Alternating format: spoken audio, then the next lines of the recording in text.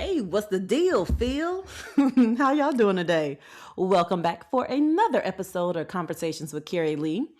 And y'all, I recently had the honor, I had the privilege of joining a previous book club that I belonged to with a discussion about my book, Granny Panty Chronicles. And when I tell you that it filled me up, girl, it filled me up, child. For one, I was surrounded by highly accomplished women who had read all type of books.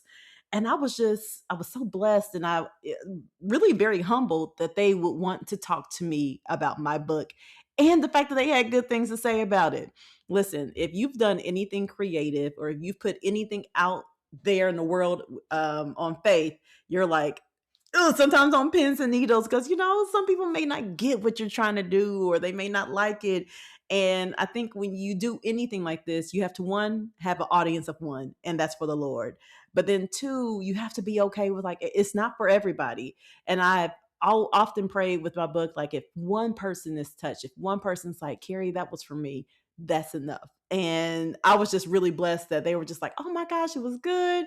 And they were asking me questions, just like, an author was amongst them. But it was such an amazing, amazing experience.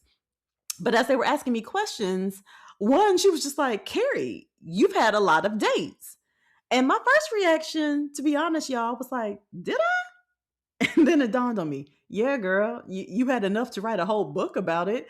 Now, to be fair, most of the dates I discuss in the book really span over, I would say, at least about 10 years. And of course, I didn't include every single date because not everyone had a lesson or, was connected to what I believe was a bigger purpose in showing like my steps of faith and talking about like how my faith shifted as I went through my single season. But I realized that going on the date wasn't the concern. The quality of date, however, that left quite a bit to be desired. In the corporate world, we often talk about quality over quantity. And quite honestly, since the quality of the dates were so low, I didn't really consider my dating life like abundant. Like it didn't really dawn on me that like, oh yeah, this is going to be considered a lot. And as we continued to chat, another one of the ladies, we were just like talking about stuff, and she was like, "Oh my gosh, you should be a dating coach." And I kind of laughed because I feel like a dating coach is somebody who probably dated really well. And like while I dated, I don't think I dated well.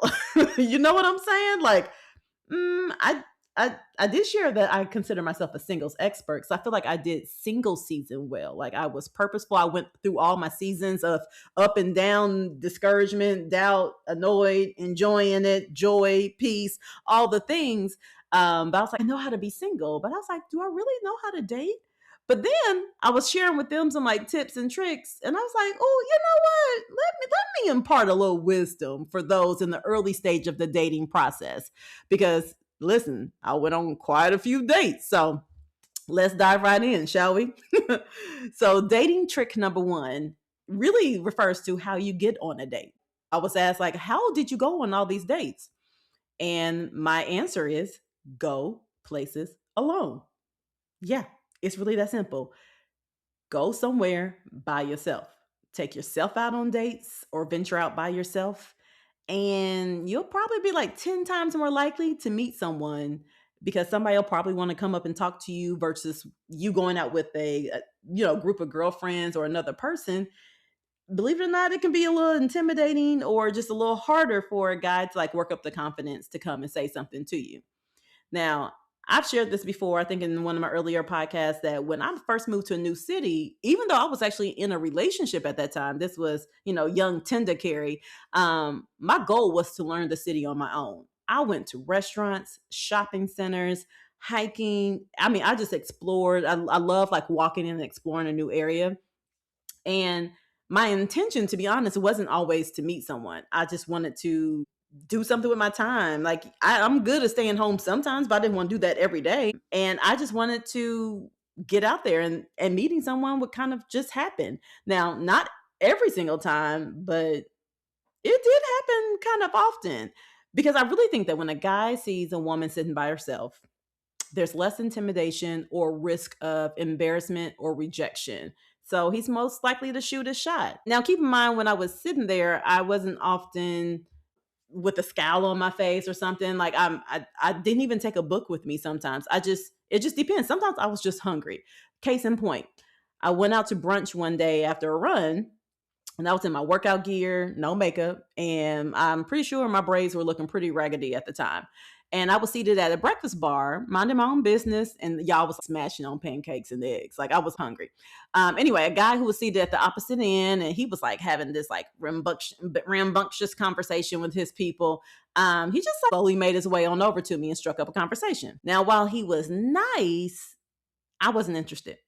So when he asked to get my number, I just politely declined and was like, "Oh, I'm about to leave, but thanks for chatting with me." And I just was going on by my way. But homeboy was a bit persistent. So as I was walking out the door, he came running up to me to try again, just away from the noise of the restaurant. And I think quietly he was away from like the people that he was with.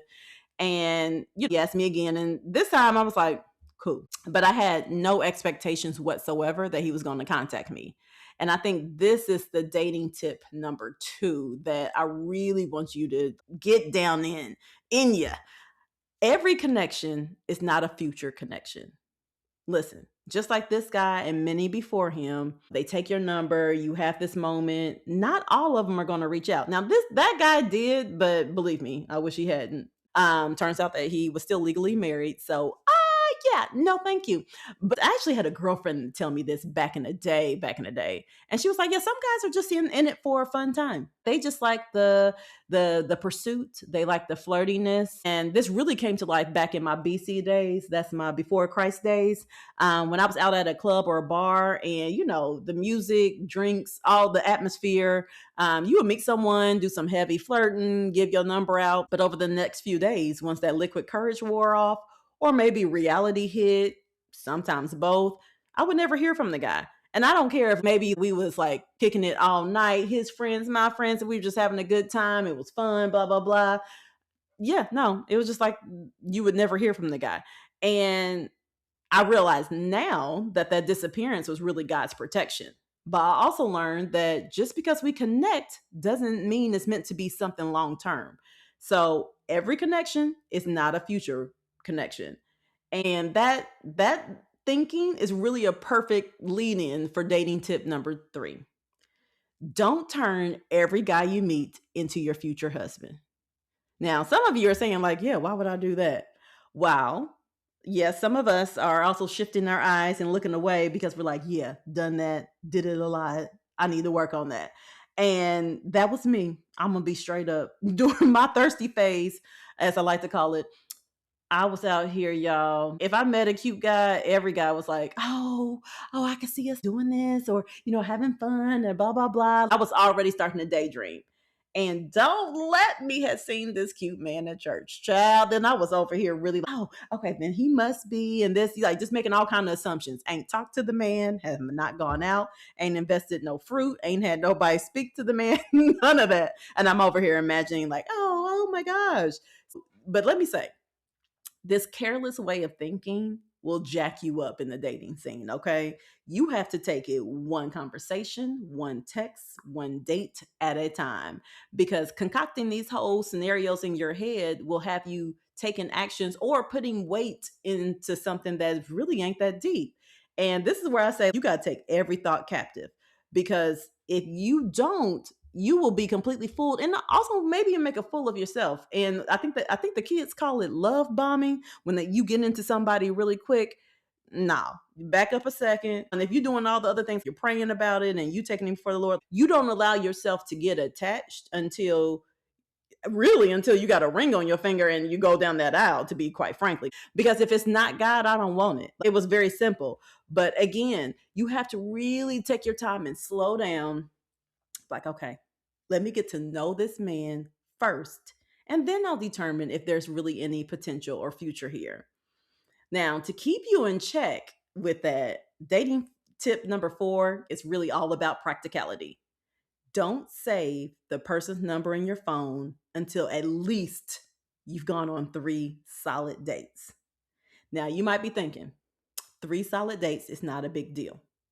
To me, it was because I can't tell you how many first dates I had. Ooh, I was a first date queen because I know how to entertain and be like all funny and blah blah blah on the first date, but I can count on less than one hand, y'all, how many guys made it past 3 dates. And the few I can count, one of them I'm married. So let me tell you, and now I'm not talking 3 conversations. I'm not talking about like, okay, when you go to coffee or tea for that very first one, I don't really consider that a date. I feel like that's a pre-date. That's determining, do I see myself spending any other time with you? Do I even want to talk with you right now? So I'm gonna give you an example. When I was silly and was doing online dating, and I say that for real because online dating just wasn't for me. But anyway, I met up with a guy for coffee, and I talk about this in the book because it was horrible. I remember I could not wait to run away, and I do mean run away. Like I wanted to run to my car, and I just wanted to go to McDonald's and go home and read a book. He was very arrogant, overcompensating so much. It was just really wrong from the get go, and I had no business being out there, but I was. But it was so easy to just cut things off because I never saved this number in my phone. I do not save numbers in my phone. Your number doesn't get saved unless I feel like you are somebody who I'm like, yeah, I want to be around. I feel like there's substance here, there's a connection, there's a true connection here. Also, if things go south, you can simply just delete the text string or the call history because you don't have the number saved and you're done. You won't be able to reach out in a moment of weakness or like when you having a lonely thought. No, things are over and that's it. And then for my iPhone users, I don't know what y'all Android people doing, but for the iPhone folks, when he calls, because they always call again. Let me be very clear about that. Whether it's cuffing season or not, he's going to reach out again. But you can set your phone to not ring for unknown numbers, and you won't even be tempted to answer because you won't be notified of the call. Or if the text comes through, you can just delete it, report it as spam, or just be like, new phone, who this? I don't know. But either way it goes, not saving the number in my phone was probably one of the best tricks that I did because I didn't know who was who. That sounds like I was juggling a whole bunch. No, I didn't know what number to call if I was like bored or like, oh, I want to give him a second chance. He wasn't that rude to the waiter or whatever it might have been. Nah, boo. When it's done, it's done. Quietly, y'all, I'm like giving y'all some gold with that one.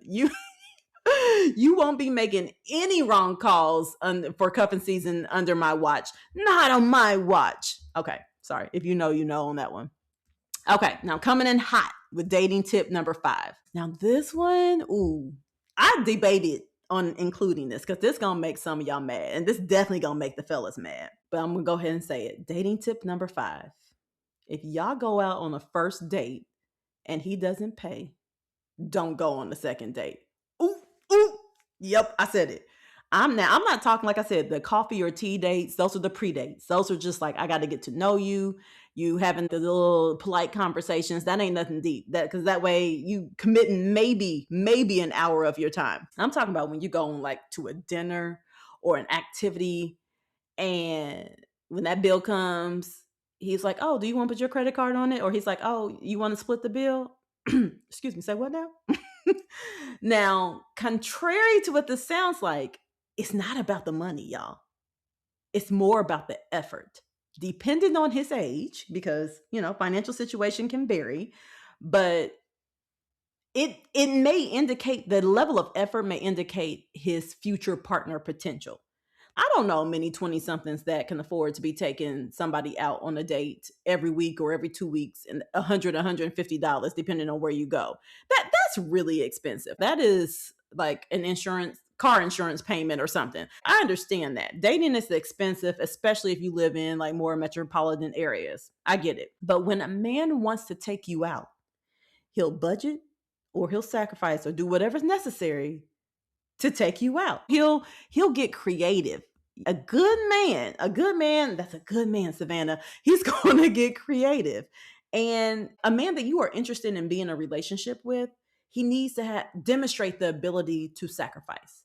If he has to eat ramen and peanut butter and banana sandwiches for a couple weeks to save up for some money to take you out, that says something about him.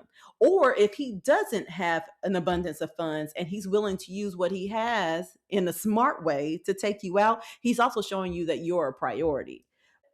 If the dude is broke or his money funny, he still can spend purposeful time with you. He's just going to have to get creative, child. Now, listen, there are plenty of things you can do that don't cost a lot of money. Let me give you some examples. If you're into fitness, you can do a workout and then maybe have protein smoothies afterwards. That's maybe $30 depending on the smoothie place and how much, how many extras you get in your smoothie. Or if you enjoy the outdoors, you can go on a hike, you could go on a picnic. If you're like, well, I enjoy restaurants and I want to like get cute and stuff. Okay, but try to keep the cost low. Or food truck. Food trucks, you don't have to tip. And I feel like food trucks are getting a little expensive, but normally you don't have like appetizers. You're not getting a bunch of drinks and all of that. So you don't have to worry about driving up the cost of the meal as much. This one is a big one. I'm going to tell you, I went on a date with a guy. And sometimes, y'all, I went out on dates and I had no business going. Just straight up. So anyway, we got on the date. And now, homeboy had dark lips. And for all my people who had maybe a past before Jesus, dark lips normally indicates that they smoke something. And we were just kind of talking about like our deal breakers. And I was like, oh, yeah, no, I wouldn't date anybody who smoked of any sort. That's not my thing. And that's just not something I would tolerate in a relationship. And he was just like, oh, yeah. And I was like, yeah. And, we had conversation after that. And then shortly after when we got the bill, he was just like, okay, so how you want to do this? And I just kind of looked at him. I was just like, oh, okay, yeah, we can split it. At that moment, I was like, oh, okay, it's very clear that this is going nowhere. And when we split ways, he was like, okay, I'm going to hit you up. And I was just like, don't bother. And I just smiled and I actually saw somebody I knew and was like, hey, such and such, and went over there and went to talking. And that was the last I've ever seen of this man. Listen, I think that, to be honest, I think it was probably mutual in that particular situation. But at the same time, I was like, oh, yeah, no, this ain't it. I know what kind of woman I am. And y'all know I'm old school with it in certain ways. I can take myself out. I don't need you to do that. But also when you're pursuing me and like if I'm looking at this being a potential thing, I need to know that you gonna man up, do what you need to do. Let me also say, I'm not saying that I never pay for a dude when we go out. Once we get into dating and stuff, like I don't see a problem with that. Just as he can do budgeted dating excursions and fun things to do, the woman can do it too. I ain't saying that either one of y'all got to be balling to go out, but when you're trying not to have sex, also you're not going to be sitting all up under each other on the couch all the time. So you really do find things to do outside the house. And you don't always want to be like blowing the budget. Sometimes you got to just get creative with it. So I want to say that I'm not saying that you always have to let him pay.